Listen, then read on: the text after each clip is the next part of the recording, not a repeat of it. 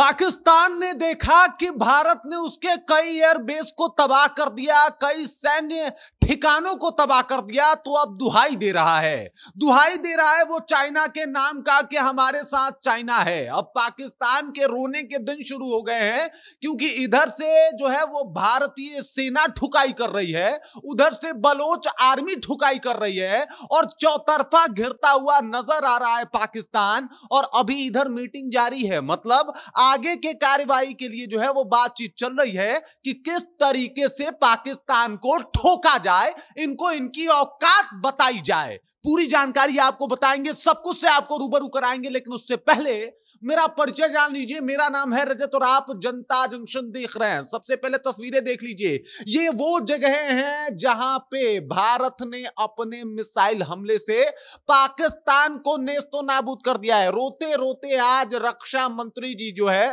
वो कबूल भी किए हैं कि भाई साहब हमारा एयरबेस उड़ा दिया गया। अरे अभी से रोने लगे। अरे अरे अभी तो बहुत रोना बाकी है तुम्हारा। तुम्हारी जो हरकतें हैं, तुम दुनिया में भीख मांगे, अब रो रहे हो, अभी और ज्यादा रोगे। और इनके जो मानस पिता चाइना है, अब चाइना की धमकी दे रहे हैं कि चाइना हमारे साथ है। अरे साथ है, वो तो चाइना मानने को तैयार नहीं है, लेकिन फिर भी जो तुम कह रहे हो कि साथ है, तो देखते हैं ना कितना साथ है। पूरा माल तो चाइनीज मिल ही गया तुमको। उसके बाद जो है तुम्हारी स्थिति जो है वो क्या हो गई है, उसके बारे में भी बताएंगे। सबसे पहले ये ठिकाने देख लीजिए।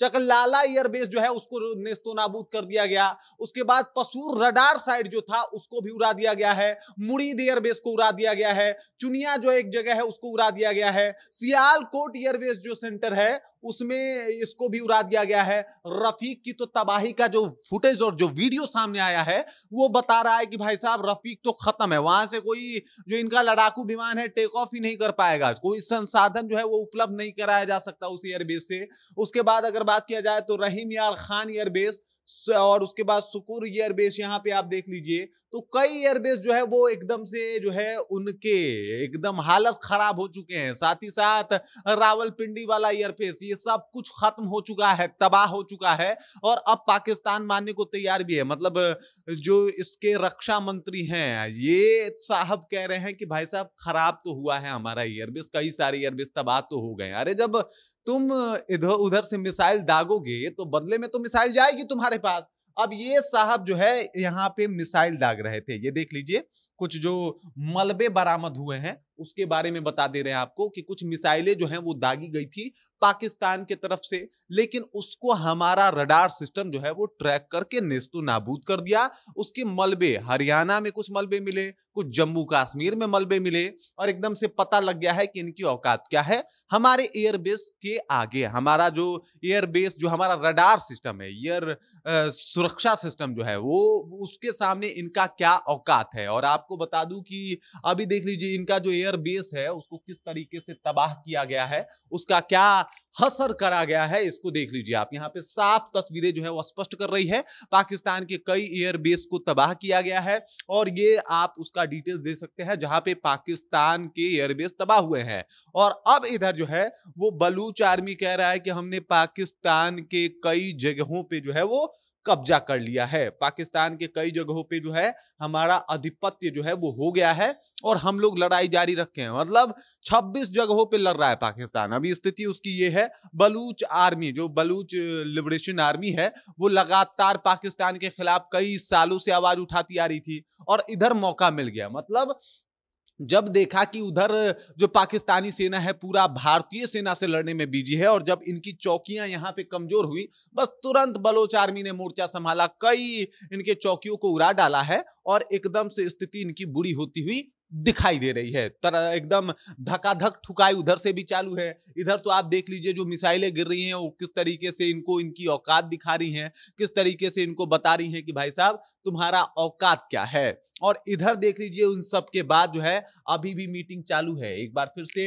नरेंद्र मोदी रक्षा मंत्री के साथ बैठ गए हैं, तीनों सेनाओं के जो अध्यक्ष हैं उनसे बातचीत करने के लिए कि भाई अगली प्लानिंग क्या है, अगला कहां उड़ाना है पाकिस्तान। मतलब समझ जाओ पाकिस्तान सुधरने के कई मौके तो दिए हिंदुस्तान ने, तुम सुधरे नहीं, तुम सुधरने वाले हो ही नहीं। तुम्हारी जो मानसिकता है वो आतंकवादी मानसिकता है और इसी मानसिकता से तुम लोग आते हो तो तुम सुधरे नहीं। अब जब सुधरे नहीं तो फिर रो। अब रोने से क्या फायदा, अब पछताए होत क्या जब चिड़िया चुग गई खेत। मौका भी दिया हमने, लेकिन अब जो है ये रो रहे हैं। अब जो पाकिस्तान के वहां के उप प्रधानमंत्री हैं, उनका कहना है कि भाई हम वॉर नहीं चाहते। अरे वॉर नहीं चाहते तो अब काहे ये सब क्या है जो तुम्हारे तरफ से आ रहे हैं? ये फूल भेजे हो क्या बे? फूल तो नहीं भेजे हो, मार मिसाइल रहे हो। हाँ, तुम्हारा मिसाइल यहां पहुंच नहीं पा रहा है, हम उसे हवा में उड़ा दे रहे हैं, ये और बात है। लेकिन जब तुम मिसाइल मार रहे हो और चाह रहे हो कोई युद्ध ना हो, रिहायशी इलाकों को टारगेट करके मिसाइलें जो है वो चला रहे हो, भले ये और बात है कि हमारा जो जिस तरीके का हमारा सुरक्षा रडार है उसको पार नहीं कर पा रही है आपकी मिसाइल, ये और बात है। लेकिन तुम भेज तो फूल नहीं रहे हो, और जब फूल भेज नहीं रहे हो तो फूल समझ किसको रहे हो? यहाँ पे कोई मूर्ख नहीं है। अगर तुमको वो रोकना है तो सबसे पहले अपनी तरफ से शुरुआत करो। बाकी जो तुम्हारी हरकतें हैं, तुम पीटे जाओगे। आप बता दो तुमको कि तुम जो है 1965 में पीटे गए थे, 71 में पीटे गए थे, उसके बाद 1999 में पीटे गए थे, एक बार फिर पीटे जाओगे, बहुत बुरी तरीके से पीटे जाओगे। और वही स्थिति जो है अभी फिर से एक बार 1971 वाली एकदम से दिखाई दे रही है, जहां पे पाकिस्तान जो है वो धुआं धुआं हुआ पड़ा है। हर तरफ हमला जारी है और हमला रुकेगा भी नहीं। यहाँ पे देख लीजिए कुछ जगह हैं जहां पे लगातार वॉर जो है वो शुरू है और वॉर जैसी स्थिति बनी हुई है। ये इसीलिए जो है वो लगातार प्रधानमंत्री जो है वो तीनों सेना प्रमुख के साथ मीटिंग कर रहे हैं। कल भी किए थे, इससे पहले जब ऑपरेशन सिंदूर करना था उस टाइम भी किए थे, और आज भी वो जो मीटिंग है वो जारी है। मीटिंग लगातार जो है वो किया जा रहा है। बाकी इस खबर, इस जानकारी को लेकर आप क्या सोचते हैं, आपके जहन में क्या कुछ चल रहा है, कृपया कमेंट कीजिए और अपना विचार जो है हम तक पहुंचा दीजिए। बाकी आप देख रहे हैं जनता जंक्शन और मेरा नाम रजत है।